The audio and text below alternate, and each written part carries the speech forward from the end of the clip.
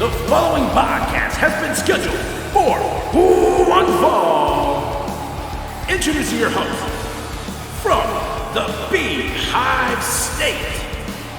He is the voice of the Smart Mark Nation. He is Jordan, the Old Bear.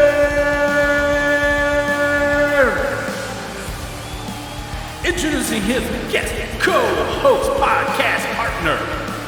It's a long title. He is representing SpineBuster Sports. He is Kyle PoundCake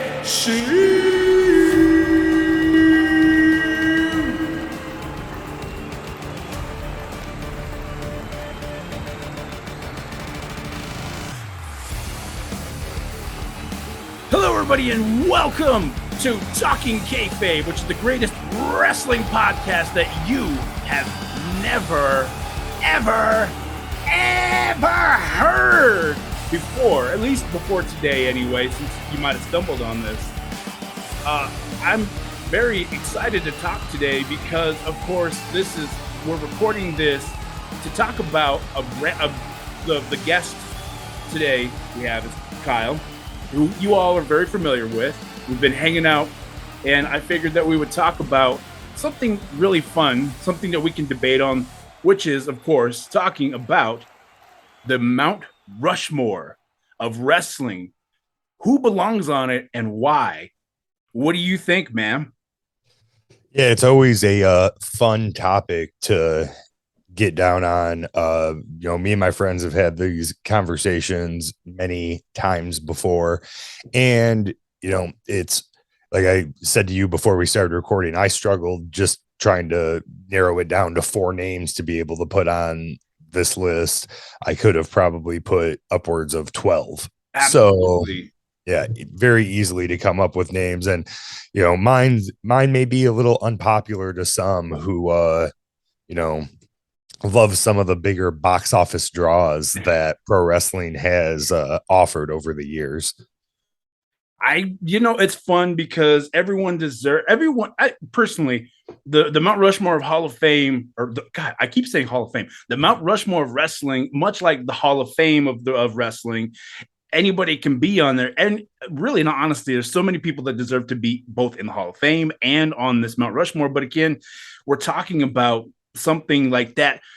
You got to have some rules here. I mean, of course, the actual Mount Rushmore has was it Washington, Roosevelt, Lincoln, and Jefferson. So you've got all those 4. But I don't really know, and I don't want to get into it because I'm, whatever. But what about if we take that concept and we apply these rules? I have some rules here on what helps us determine. I know you have your list and you put this together beforehand, but maybe we can come up with a list together. I'd love to hear yours, but maybe we can come up with a consensus list of who belongs on here based on the rules. Okay. I'm gonna special guest referee this, and I'm gonna lay down the rules here. We're gonna put these in place. So I think that if we're gonna talk about that, we're gonna have to. Well, you know what? First, before we do that, man, let's hear your list. Who do you think belongs on the Mount Rushmore of wrestling?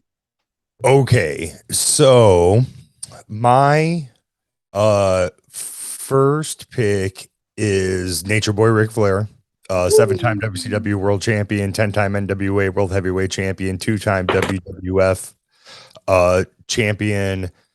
Dominated the 80s when Hogan was dominating money in WWE. Ric Flair was dominating pro wrestling in NWA. Or another way you can put that is Hogan was running wild.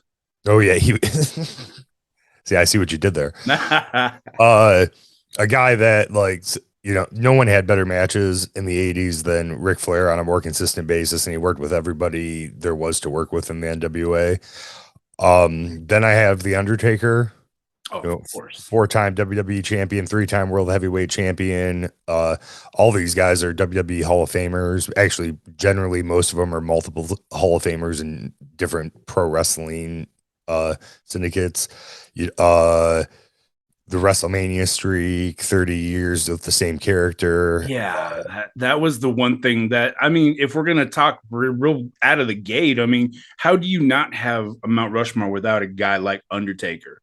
I Without, really yeah, like that was the guy that above everybody else I wanted to have on this list, like him and Ric Flair for that point. And there was more arguments on how reasons I could take Ric Flair off this list than there was that I could take Undertaker off of it, because just how far his career, like Ric Flair's career spanned the same amount of time, if not longer than the Undertaker's, but Undertaker's impact on professional wrestling since media and television coverage has become what it has in the last 20 to 25 years. oh yeah, It kind of creates more of an impact than I think what Ric Flair has had on at least not today's pro wrestling. And then well, I was gonna say not only that, but being the Undertaker and what he held in his status in the company, bro. Like he belonged there because he was what the guy that they always went to in backstage. We've always heard them talk about it. I mean, hell, he ran Wrestling Court. We yeah, know, exactly. we know all of this stuff. So a guy like Taker to not be on that list, it's really hard. But I get what you're saying though, to not add him in. That's really tough. But sorry, I didn't mean to interrupt you. Oh no, you're fine, man. Well, and just like how he reinvented himself, like I remember him being the Undertaker that started out with the slow walk to the ring that he still does Oh now, yeah, but the like just more of the cartoony Undertaker, and then moving into the American Badass gimmick, and my the more favorite of Undertaker, by the way. yep, the biker Undertaker, then coming back and trying to reinvent that old style of Undertaker. Like the only guy that I could compare reinventing himself so many times to would be a guy who I left off the list and I struggled not to put on, was Chris Jericho. Absolutely. Like Oh, you read my mind. Chris Jericho, I did not put him on this Mount Rushmore, but he is a guy that absolutely could be considered. And I don't think a lot of people give him enough credit for No. what he's done in 30 years of professional wrestling as well. Like the guy has wrestled everywhere, been successful everywhere, been at the top literally everywhere he went except WCW. But that's I because was he about was to say the only place I don't ever remember him having a title, which he should have, going back and rewatching some stuff from the WCW era, bro. Like he deserved, like he had a run with the TV championship. I want to say in like late 97 or mid 98. And he was and he played the heel so well with like when he had Ralphus as his bodyguard and like just doing the funny stuff. And like that's the stuff that you continue to talk about. Like if you want to get over as a face to the crowd, you got to become a great heel first. And it's generally the only way it happens. Like I think Hogan's the only person that just went straight face and then for 15 years. But my next person actually on the Mount Rushmore is Shawn Michaels. And this is kind of my homer pick. Like he's a guy that obviously can be considered. He's 3-time WWF champion, 1-time world heavyweight champion, the first Grand Slam champion in WWE. Really? Holy shit. Mm-hmm. He's a 2-time WWE Hall of Famer with himself and DX, 2-time Royal Rumble winner. We talked about one of those the last time me and you got together. Yeah. And then this is the one that kind of blew me away. He's an 11-time Pro Wrestling Illustrated Match of the Year winner. Whoa. And a 2-time Pro Wrestling Illustrated Match of the Decade winner, which I'm pretty sure they've only given out that award like 4 times max. Whoa. And Shawn Michaels holds 2 or half of them. Yeah. But he was a guy that always, when the big shows came up, he always delivered. Early on in his career, did he have some issues and then had to take like a 4-year break? But when he came back after taking 4 years off, he looked just as good as he did when he left. Was that when he lost his smile? Yes, right about that time when he right lost around that same time. I'm gonna throw a stat in there just because like you didn't throw it in there. Nobody ever throws it in. He posed for Playgirl. Come on. Oh, I know that very well because I won my fantasy football league last year and sent a picture that looks a lot like that to all the guys in the league. So with the winged eagle. Oh man, I love it. But yeah, like Shawn Michael, Mr. WrestleMania, you know, just had always had the best matches. Probably has 5 of the top 10 WWF matches of all time, with the ladder match, the 2 WrestleMania matches with The Undertaker, the Hell in a Cell match with The Undertaker. Hell, he even retired your first pick, which was Flair. He was he retired Flair. Yeah. That was one of the matches. That was one of those 11 matches of the year when him and Flair faced off at WrestleMania 24. Never gonna forget it. Oh, dude, I'm like, sorry. Yeah, right. Well, in WrestleMania, like we've talked about, is all about like those moments and whatnot, and that is one that will live on forever. Like, but yeah, just Shawn Michaels always brought it when he was in the ring, except for that last match that he had at Crown Jewel. But Heartbreaks. No, he did not look anything Heartbreak Kid at all. Period. After he cut his hair, he should have never came back. Head bald kid, HBK. Yeah, right. But just one of my favorite wrestlers of all time. He fights for that top spot with CM Punk, but yeah, but like just growing up, my first favorite pro wrestler, arguably the greatest in-ring competitor ever. And then my last one is, this is a guy that you can't leave off the list, and I struggle a lot with it, and it's Stone Cold Steve Austin. Like, nobody created more money for this business than Stone Cold did. And there was a time in the late 90s where everywhere you went, you saw Austin 316 shirts. Yeah, Austin 316. He was the guy that saved. He not only came in and saved WWF from the Monday Night Wars, he came in and saved wrestling as a whole. So how do you not have a Mount Rushmore anyway, without a guy like Austin like that? So yeah, he was everywhere. I think, if we're really being honest, Austin was to wrestling sort of what Austin was to wrestling in the 90s, what Hogan was to wrestling in the 80s. Absolutely. And that's why I struggled not putting Hogan on the list, but I just personally, I know exactly what Hogan did for the wrestling business, and it wouldn't be what it is without Hulk Hogan. I'm just not a Hulk Hogan fan. Like, that's just my thing. Like, I get what he did in the 80s and it was fantastic, but like, for every big match Hogan had in the 80s that people absolutely loved, I can point at 5 Ric Flair matches that happened or 4 Ric Flair matches that happened in 1989 that blow every Hulk Hogan match out of the water. So I think that Hogan really was. Again, you're going to talk about Hall of Fame stuff like that, or Hall of Fame. God, I keep saying Hall of Fame. You want to talk about the Mount Rushmore shit that Hogan dominated wrestling. He was kind of outside of the territory days. You had Hogan. Hogan was the face of wrestling for like I said, the 80s into the early 90s. Then you moved forward with your Rocks, your Stone Colds, your Goldbergs. You moved from that era to that one, and then following shortly after that, you had guys like John Cena, like Randy Orton. You had all of these guys, these transitional periods, but I think Hogan is one of those guys that, for me, is, like you said, it's really hard to argue him to not be on that Mount Rushmore. No, absolutely. And, guys like The Rock as well, like that. Rock was another guy that I thought long and hard about putting on that list because he had such an impact just on microphone skills and being entertaining on a level that no one else had ever really been before. Yeah.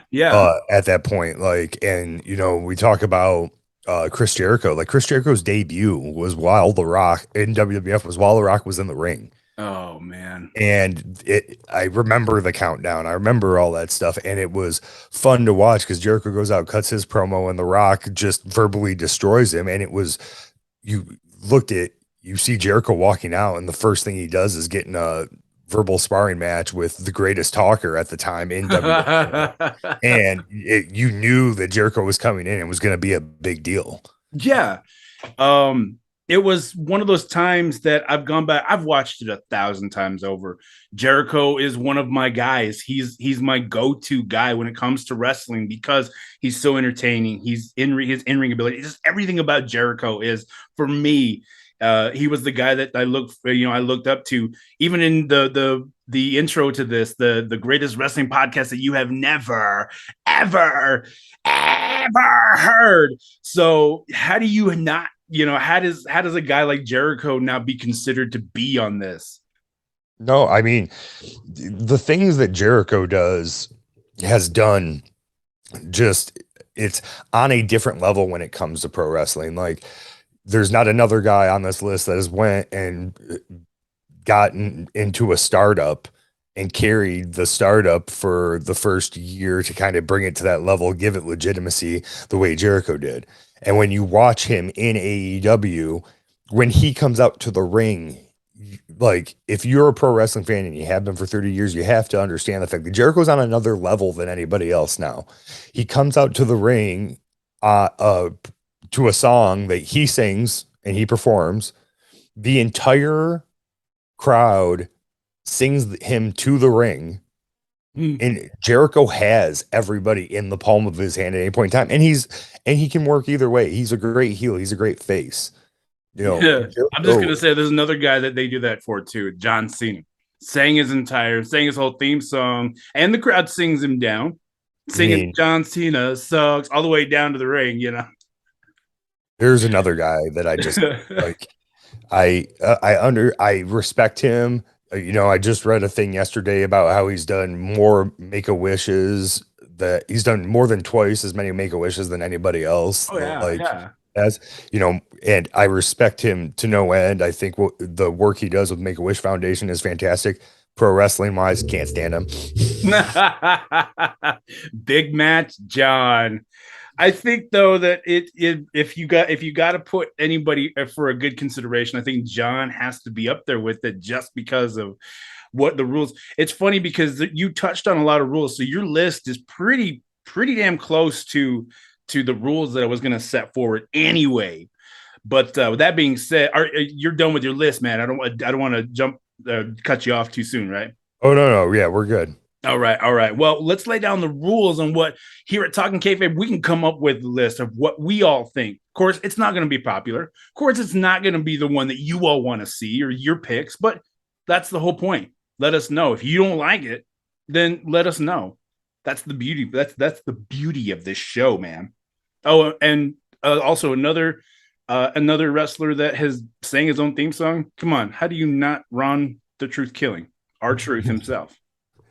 Right. He sings live, just so you know. Yeah, I've seen it live. All right. So for the Mount Rushmore, I think that the big things that we have to consider to be on this Mount Rushmore, keep in mind this is a whole mountain for these four individuals, the four horsemen, is the career longevity.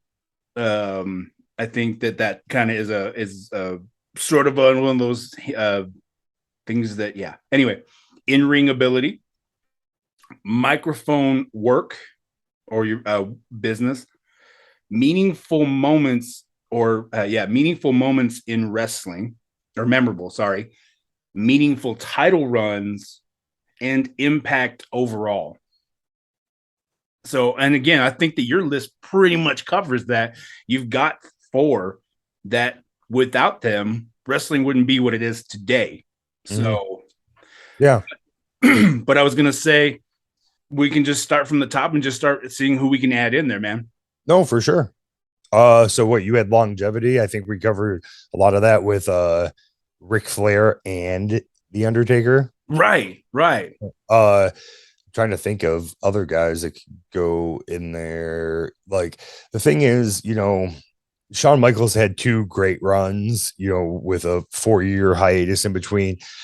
Steve Austin's run was probably, Steve Austin's WWF run was only like 5 years long. Yeah, It yeah, it was. wasn't, it wasn't like an extremely long time going through that. I'm trying to think of guys that were just, uh, I mean, obviously Hogan talked about, Cena, who we've talked about. Um, I'm I'm trying to, trying. I'm trying to think because there's so many people on here. Because you got again, like a guy like Chris Jericho. Let's talk. yeah, Let's take all of these. Let's take a guy like Chris Jericho. Talk about career longevity. He's been doing this for how long? Since the early '90s, 30 yeah, years. At best. early to mid 90s, at least probably 30 years now. And then even before then. So I mean, he's got career longevity, impact on as overall. First WWE undisputed champion. He came. I mean, let's take into the fact that he's reinvented himself numerous times over. Meaningful title runs, of course, like I just said, the undisputed thing. Uh, Also the AEW thing. He Mm, started like you just talked about all the accolades that really honestly put him as that in-ring ability. Maybe not as much now as it was then, but overall, I think that he's a shoe-in. He's a shoe-in for in-ring ability as well.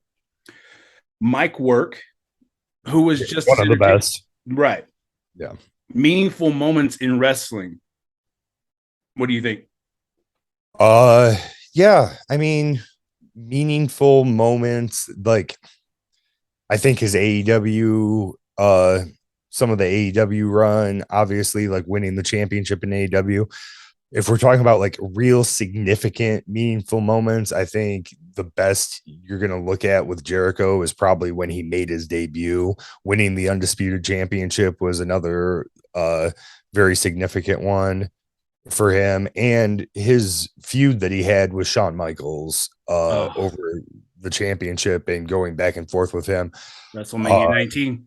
yeah, but and I personally, a deep thing with Jericho is his semi feud with Goldberg in WCW. They never really actually faced off, but there's like a good month of Jericho calling Goldberg out and Goldberg either not being in the building or yeah, just not being in the building. So Jericho claims that he was like 3-0 at one point against Goldberg.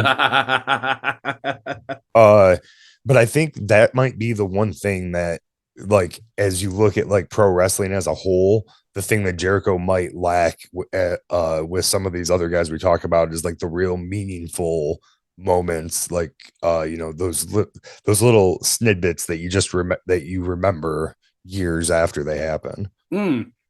I think he would be a personal pick of mine, but I he's definitely in the top running. So I think putting him pretty close. If we're gonna have add a fifth face on there, maybe. Yeah, no, I have absolutely no issue with that. Like I said, I am a huge Jericho fan. It just we got to splitting hairs when we're going down to four, and Mm-hmm. yeah, Mm-hmm. Real quick, let's take what about Hogan? We talked about how he does he deserve to be on this? No, but really, in all honesty, without Hogan, do you have you had the WWF at the time where he came from up for the territories, went into the Vince McMahon, his relationship with Vince going forward into from McMahon Senior to Junior. I have to argue Hogan has to be on this Mount Rushmore because without Hogan, you don't have what wrestling was in the 90s and paved the way. So I'm going to pick Hogan. Hogan's my guy. and that's fair. Like with everything that you laid down with the rules, for picking this, Hogan checks off every single box on there. There's not one of those rules where I feel like there's a question, like we have, like I feel like a slight question with the memorable moments with Chris Jericho. We can name a dozen moments Let me take that, you the mean gene. right? Well, and just like WrestleMania 6 in the ring with Ultimate Warrior when he lost, Ooh, I think yeah. when he turned in 96 at Bash at the Beach, NWO, like slamming Andre, you know, um, conquering Sergeant Slaughter when we were in the middle of a war in the Middle East. Uh, Body slamming or beating Yokozuna at WrestleMania 9, even though that's a lower level Hogan moment. It just so many things. Longevity, obviously, he did a great job. He picked just like the perfect time to flip the script and reinvent himself in 1996 to create another. If Hogan doesn't do that, Hogan's probably out of the wrestling business soon thereafter. Right. The NWO was one of the biggest things. Of course, we all know Virgil was actually the third man. Meat sauce. But Hogan revolutionized. Do you think that if Hogan hadn't done the NWO thing and turned heel again, career baby face, bro, Hogan 90s, eat your vitamins, say your prayers, brother. If he doesn't turn, does the WCW Monday Night Wars really happen at like on the level that they did? I know that they were kicking off when you guys had like Hall, Nash coming in. You got guys jumping from ship to ship both ways. It was just a fun time in wrestling. But do you think that the NWO happening is what really solidified WCW standing in the Monday Night Wars? I think NWO happening, like, I don't think without the NWO, you have Stone Cold Steve Austin as heavy as he ended up being. DX doesn't happen without the NWO. WWF Attitude doesn't happen without the NWO. And the NWO doesn't happen without Eric Bischoff. Oh, absolutely. Bischoff is the catalyst, and a lot of people, I've listened to 83 Weeks with Bischoff and Conrad Thompson many times. I love his business acumen into the wrestling business. But Bischoff, a lot of people always talk about how great Vince McMahon is and everything Vince McMahon did. But like without Bischoff, pro wrestling might look a lot different right now. Absolutely. Bischoff's whole vision with the way that he took guys like, the bringing in the luchadors, bringing in, guys from Mexico and letting them run and creating the cruiserweight division period as a whole. Like, come on, doing that, believing in this, wanting to take wrestling in a whole revolutionary way. Bischoff is one of those guys that you have to look at and really be like, yeah, without Bischoff, wrestling wouldn't be what it was. On that same note, Heyman was that same way. Heyman was the guy. I mean, of course, ECW being what it was, it looked like, oh God, I know I'm going to get hate for this, but it looked like backyard wrestling on a grander scale. You had thumbtacks, you had barbed wire, you had all of these completely unnecessary shit. Don't get me wrong, WWF was doing, the ladder matches. They were doing, I mean, if you go back into the archives, not even just looking back, the ladder match was a huge thing. Using chairs in pro wrestling was a thing, not as big as it was in of course, ECW took that concept and went like they were violent all the way. Right. But yeah, you got guys like from Bischoff and Heyman. That pretty much was the revolution of wrestling. Those two minds, you put those two minds together, and everything that was happening in WWF at the time. These are the three. It was funny because I remember the Raw where you had Bischoff standing face to face with Paul Heyman, and then Vince walks in and puts his arms around. I swear to God, that was a moment of Vince putting his arms around and be like, nah, I own you both. Yeah, right. No, and that's yeah, I think Vince obviously did little things like that just to kind of boost his own ego and enjoy doing it. But yeah, like and that's the thing too, is like, I don't know if the NWO works without Hogan. There was all the talk about how Sting might have been the third man, Virgil, obviously they're all the talk about Virgil. I believe there's some talk about Mabel being the third man at one point in time. But without Hogan, I don't think it works. Like it made so much sense because obviously like being the age that I was at that point in time, watching these guys that I just saw wrestling for WWF going over to WCW and no one really talking about who they are, just, oh, you know who that is and blah, blah, blah. the bad guy. You Yeah, got right. you got Razor Ramon standing there. R.I.P. Scott Hall. You've got Razor Ramon on WCW, but not Razor Ramon.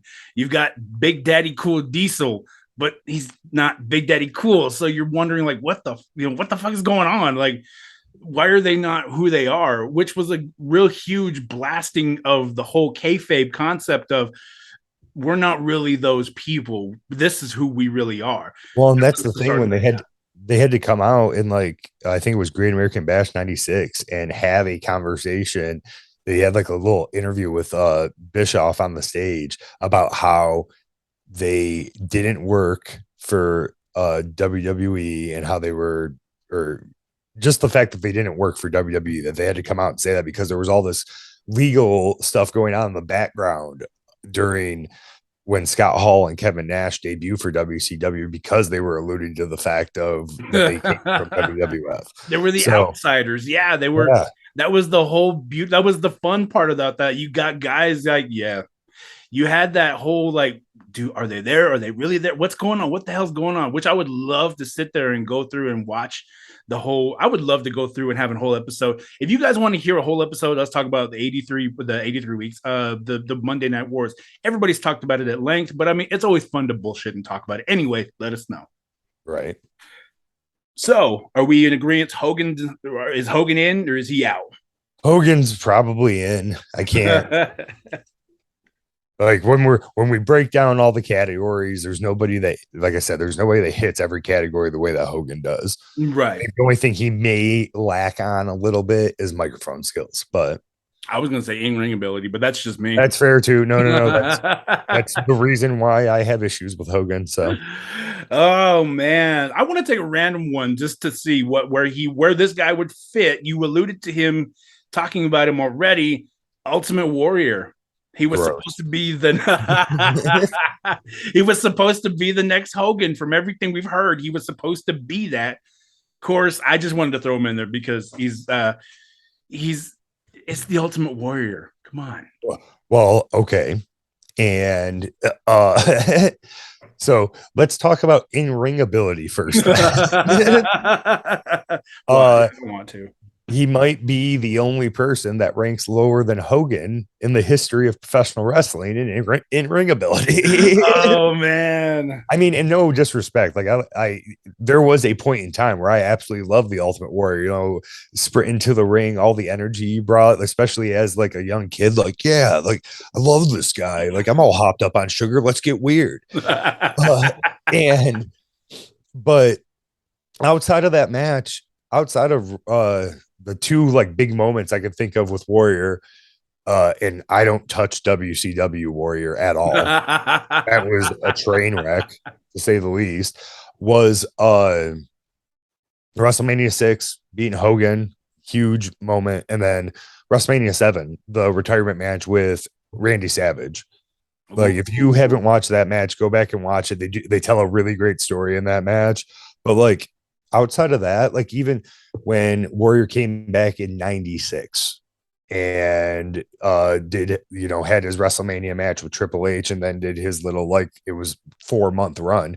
Like there wasn't anything really that great about Warrior then. And then he had his run in WCW. I think the guy that got in Warrior's way more than anyone was Warrior. Absolutely. Yeah.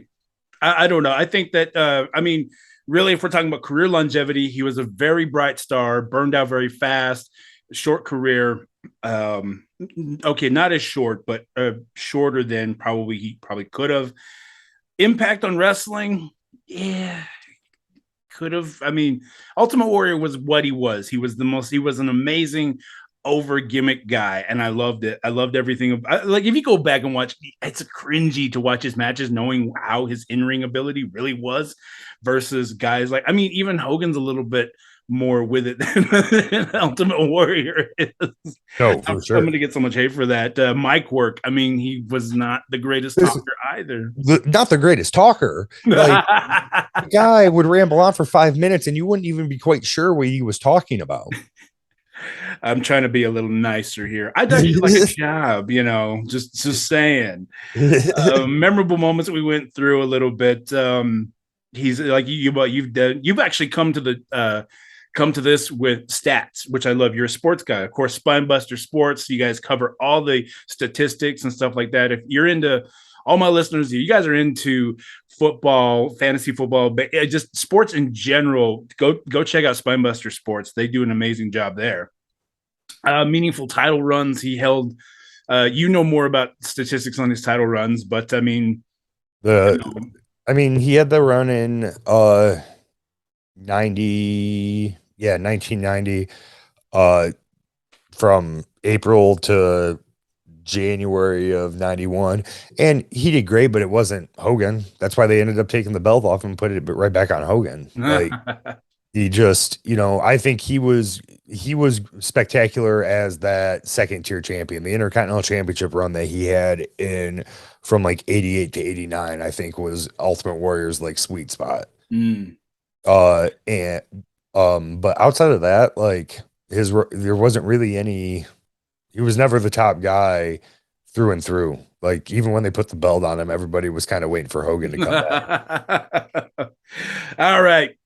Ultimate Warrior's out of here. As much as it hurts. I know, ladies and gentlemen, it hurts to hear that Warrior's out of there. But again, RIP Warrior. Yeah. His in-ring promo the night after WrestleMania, like 2 days before he passed away, is bone chilling if you go back and watch it, knowing that he only walks this earth for 2 more days after that, because it, like, I mean, you've obviously seen it, Jordan. Yeah. You know what I'm talking about. Like, you can't even really put into words after like being a pro wrestling fan and like watching it the night it happened and being like, wow, that was a really great in-ring promo. Like, probably one of the best promos that Warrior ever did. You're right. And then hearing the news like literally the next day, and then rewatching it again, it's ominous. I'm getting goosebumps talking about it right now because of how just affecting that is, and how he was almost he knew his time was coming to an end.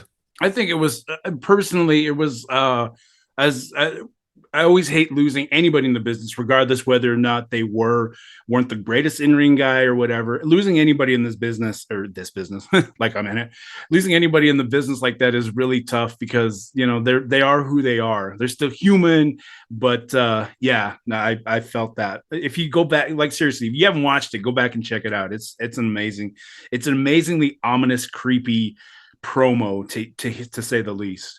Mm-hmm. All right, so let's move on to the next pick. Again, I'm just trying to take random picks because, again, I think that your list really is hard to beat. You put Austin, you put Michaels, Taker, and Flair. I mean, that's a hell of a list to come up with. Let's talk about one. What about Bret Hart? All right, so your brain shifted on that one. Because I am not the biggest Bret Hart fan. Like, I respect like in-ring work, technically probably better than most of the guys that we've talked about so far. Comes from the legendary Hart Dungeon. Yeah, his absolutely. Father, the legendary Stu Hart. So yeah, well, just the entire family, not just the impact the Dungeon had, but like his entire family had on the wrestling business. Right. Technically, like I said, one of the best. His longevity isn't terrible. It's a little bit less than guys like Hogan and Ric Flair. Got kind of cut short with an injury. Mm-hmm. Still dabbles in being involved here and there nowadays, much like Austin does still to this day. Mm-hmm. Microphone work, I think he lacks a little bit microphone work wise, outside of the best there is, the best there was, the best there will be. And moments. I mean, you can notch Bret Hart with some of those moments, but I feel like Bret's always a background player in some of the bigger moments that we would talk about. Like, if we're talking about one of my favorite Stone Cold Steve Austin moments was at WrestleMania 13, him and Bret Hart in the submission match. The legendary pass out. Well, and just that, like that little click, that Polaroid moment of Austin digging his hands into the ground, pushing up, and the blood flowing down his face, screaming, like that's burned into my memory. Absolutely.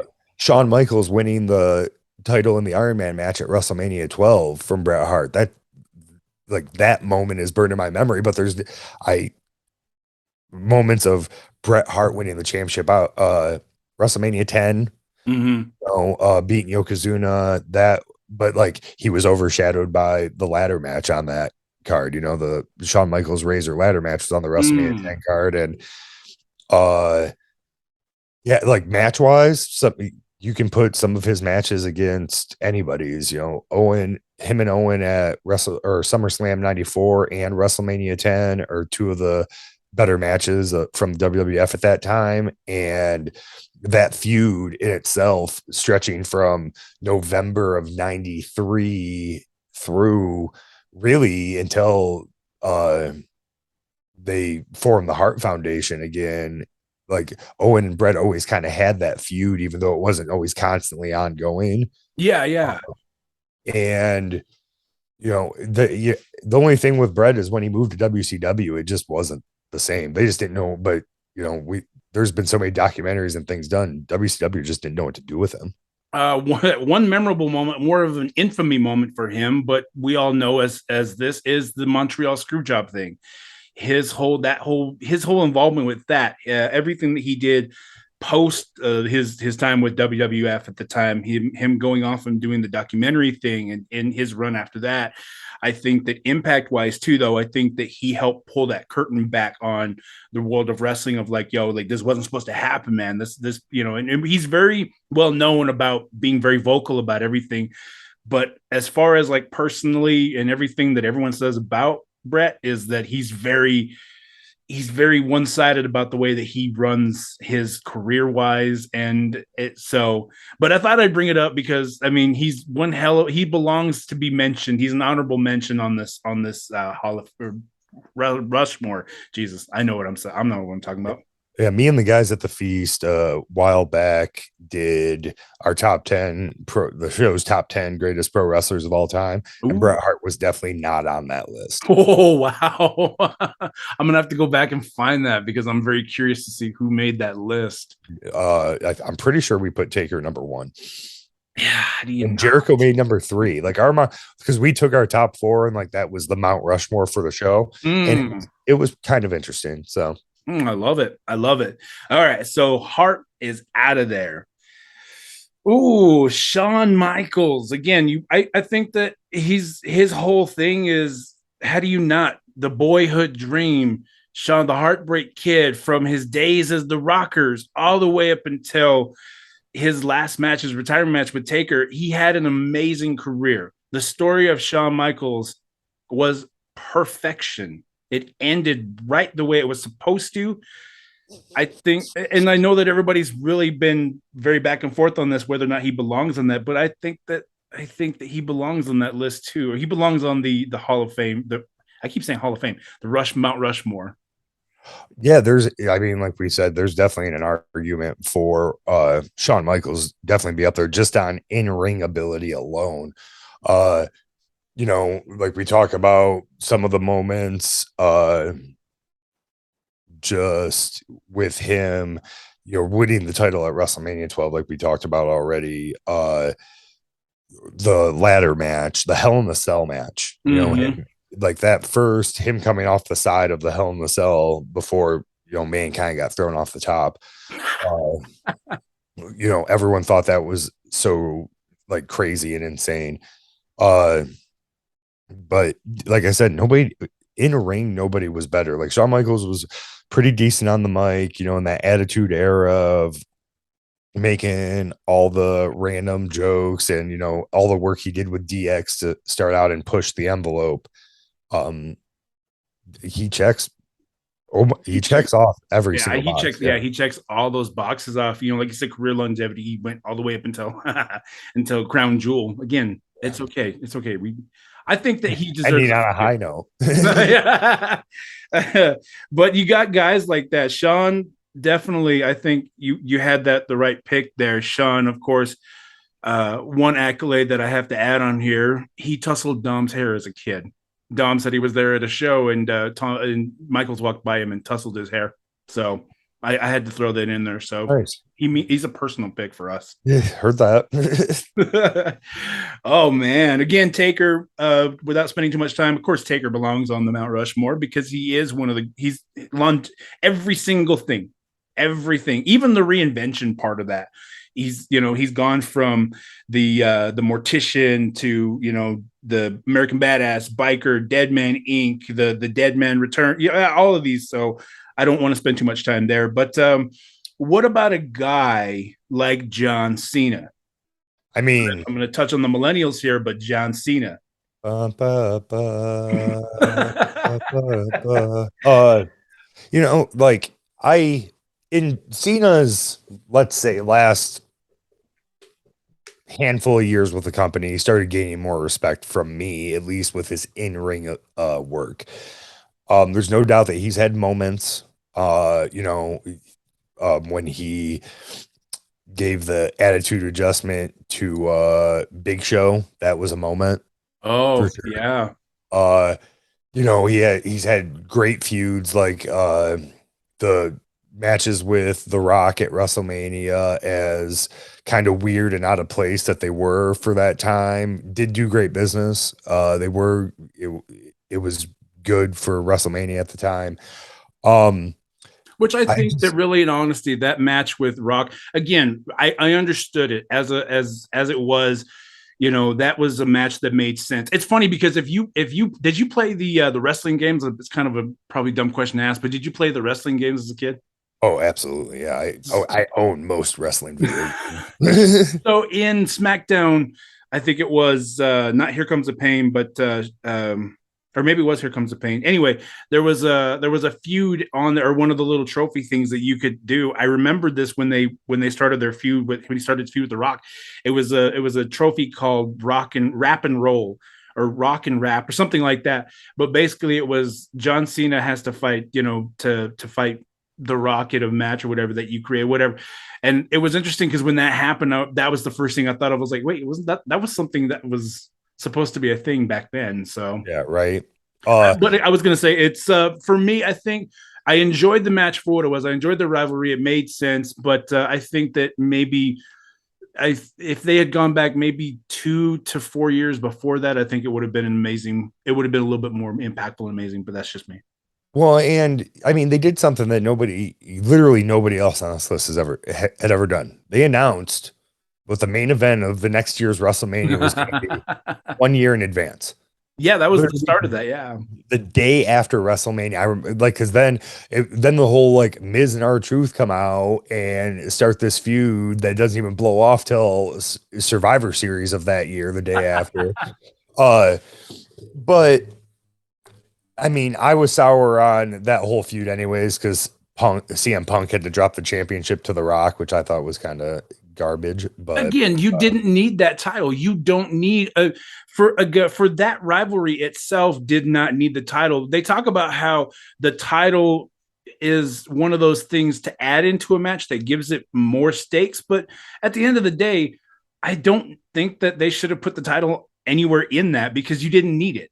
I think it was just trying to get the championship back on Cena, give him that. I believe that was his run as the 16th time. Yeah, I think so too. So, give Cena that run, let him tie Ric Flair. We'll still see. I don't know. There was a point in time a couple of years ago where I was like, yeah, absolutely, Cena is going to break the most championship reigns mark. Now I don't know. Like, he's been so like here and there for so long now that like he's done less for the industry since he left than The Rock did right after he left. Like, The Rock was still coming back every couple of years and like doing little short runs, and Absolutely. Cena hasn't done anything like that. But the redeemable stuff for Cena with me was like the US Open Challenge. Mm-hmm. He was doing those matches every week because he had some matches with Cesaro that were just fantastic during those runs, and like his matches with Rusev during those runs were spectacular. Love those. I was watching around that time too. I was gonna say you talk about a guy like Cena for all the things that he's done. It's funny because you were talking about how they're, whether or not you think that he's gonna break it. I personally think yes, because it was funny because I kept hearing that when we were watching the Royal Rumble thing. Anything can happen in the WWF. Anything can happen in the world of wrestling. I mean, look at Goldberg. He's still there.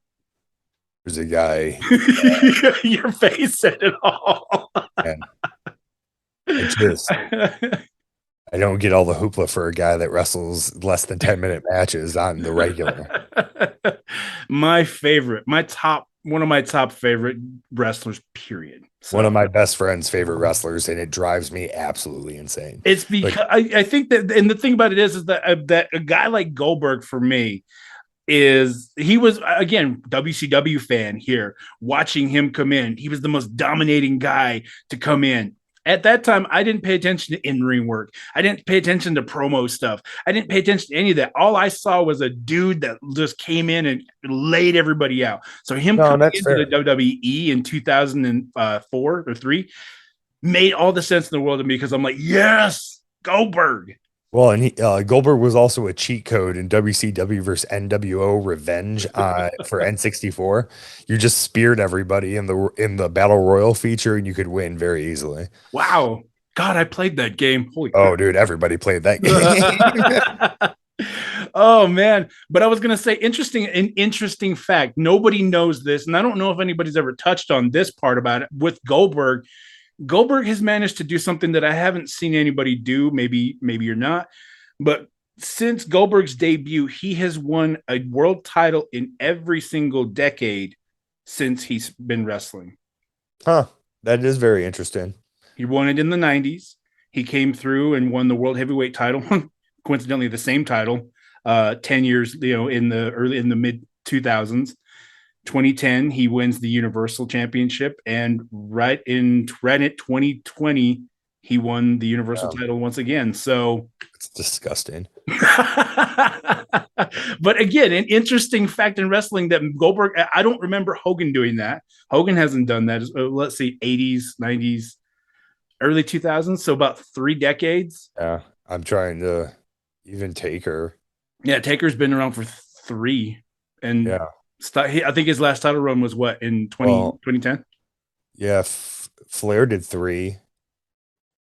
I don't think Flair had a run in the 2010s with the World Heavyweight Championship, obviously. But I mean, Flair had 80s, 90s, 2000s for sure.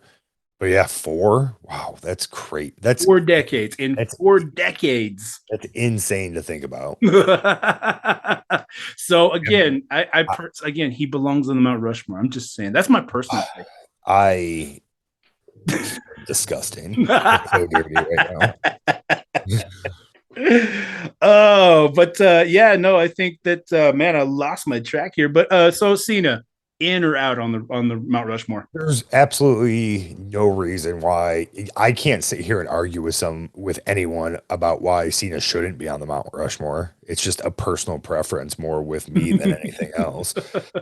It's the same thing with Hogan. Like I can't sit here and say that Hogan doesn't deserve to be on the Mount Rushmore. He obviously does. The same with Cena. It's just personal preference with me. I'm more of the technical in-ring ability, hold that a little bit more paramount than anything else. But I have, like I've said, I have a ton of respect for John Cena and the work he's obviously does great work with Make-A-Wish Foundation, and that takes a very kind of special human being. So just for that fact right there, I would never argue with anybody about putting him on that list. Yeah, so because I think that if you're gonna as a go-to though, you got guys by impact alone. If you go by impact alone, you got Hogan, you've got Austin, you've got Cena. I mean, hell, even on some level, you've got guys like Daniel Bryan, who are arguably one person that is a future Hall of Famer. He's he belongs on that list as well, just as much as anybody else. Guys like Daniel Bryan, guys that have been doing this for a long time, like God, it's gonna bother me because I know his name, but he's in AEW. but there's a lot of guys in AEW that you could argue belong on that list as well of who belongs on that kind of Mount Rushmore. God, it's gonna bother the hell out of me, but Uh, yeah. yeah, and like I thought about putting a guy like I don't know how familiar you are with New Japan Pro Wrestling, but I thought about putting a guy like Okada on the list. Ooh. Like over the last 5 to 10 years, no one's had better matches than Okada. Like, and I know, I guess I'm like a little biased because I go by kind of what Meltzer puts as Uh, his stars and whatnot, just as a guide. But you go back and you watch any of those Okada Omega matches or the Okada Osprey matches that have happened this year, there aren't better matches than that around. Like, and I'm hoping now with how the tides are changing in the United States professional wrestling world this last couple months, that we're going to see more stuff like that on our televisions and be able to actually, when it comes to just straight up professional wrestling, be able to compete with anybody in the world on that level. yeah, absolutely. It's really fun to speculate and try to see what's about to come down the pipe real quick. But so I think really to honesty, I love your list. Your list is one of those that it's hard to argue. It's hard to argue anybody not be, one more guy I'd like to just see where we can go with him is a guy like Triple H. He's another like weird one for me because do I think Triple H had did great in ring work? Absolutely. Mm-hmm. Um, does he have great mic skills? Absolutely. Does he have a great mind for the business? There's no doubt about that. No doubt at all. Um, moments, I think to I think some of Triple H's bigger moments on in his singles career are overshadowed by like him and DX trying to invade WCW in the late Mm. 90s and just him and DX the feud with them and like the Spirit Squad and stuff like that. I think there's little things he did with DX that kind of outshine some of the stuff he did just as a singles performer. And Triple H has a huge question over his career that nobody else on this list has. Ooh, what is it? Does is Triple H if he doesn't marry Stephanie McMahon?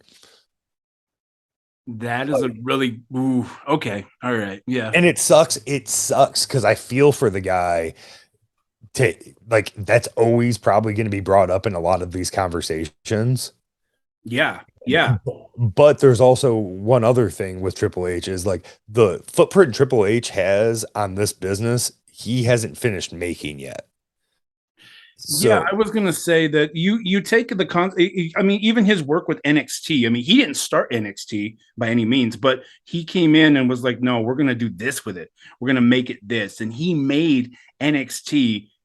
Basically, he blew open the doors of the WWE Performance Center. Was like, "Yo, all you guys from the Indies, the good, the big names, get your asses in here." well, and Kevin Steen, El Generico, you got those kind of guys that come in. You've got guys like Drew McIntyre, who went off to be Drew Galloway and was like, "Hey, you're still out there. Get your ass back here. You're doing amazing."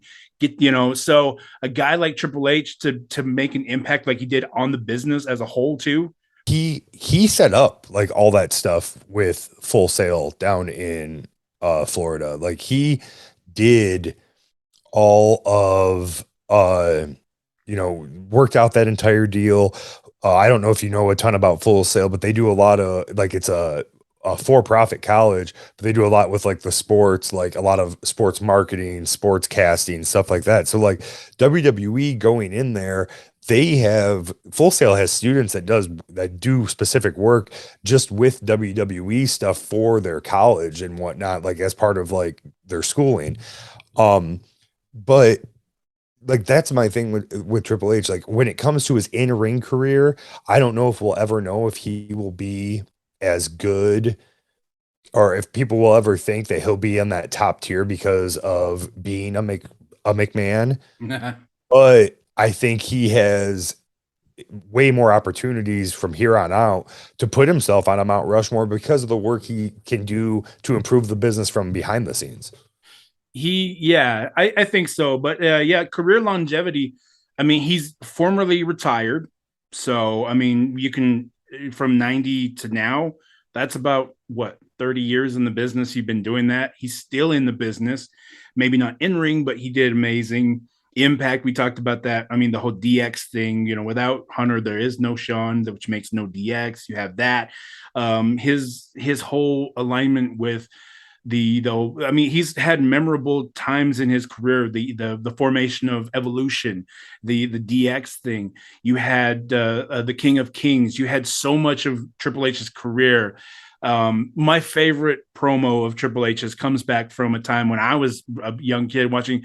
There's only one diamond in this business, and baby, you're looking at him. Had Big Gold handed to him. Didn't even have to do anything. Big Gold just became his.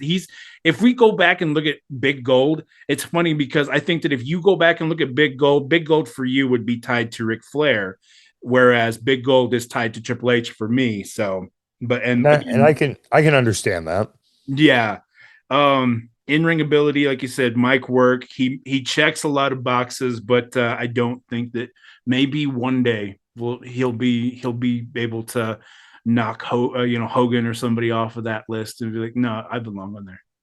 Yeah, it'll, like I said, the impact that he has from here on out is going to be interesting to see. And, we could be seeing a renaissance, if you will, for professional wrestling in the United States very quickly in the upcoming year or two, depending on the moves that he makes. Because I think we're already starting to see it. Like, it seems like every single week right now, you got to watch both shows because you don't know what's going to happen. What a time to be a wrestling fan, period.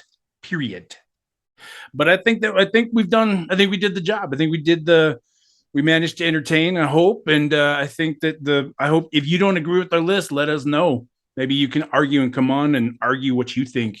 So, oh man. Well, I think we've gone as long as we can on this. I would like to bring up one last subject to talk about in the future episode. I know we talked about the Mount Rushmore, but what if we did the Mount Rushmore for women's wrestling?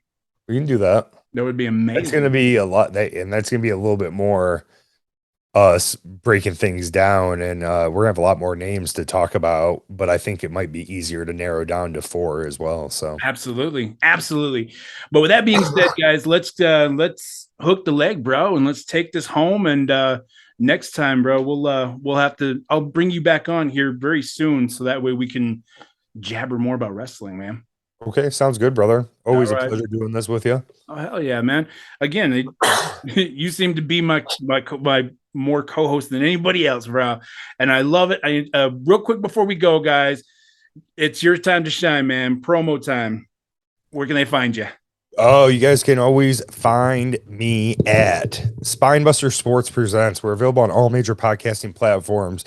Tuesday is Feast Football weekly review. We give you the rundown of what you missed in the NFL this last weekend. And then on Fridays right now, it's Feast Football Friday. Get you started for the upcoming weekend of NFL action.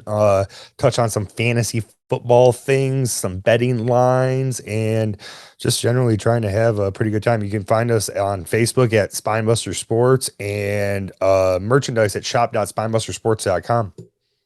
I got to get me some of that merchandise. You guys have some really cool merchandise stuff. I've got the We're Taking Over line coming in soon for SpineBuster Sports, and it's all NWO stuff, like type stuff. Oh, I love it. I know I've got to get all my merchandise ready to rock and roll because it's coming, guys. I've got merch coming. So hell yeah. All right, man. Well, let's hook the leg and get the hell out of here, bro. I love you, man. Thanks for coming on. And till next time. Absolutely, brother. Always great talking to you. Absolutely, man.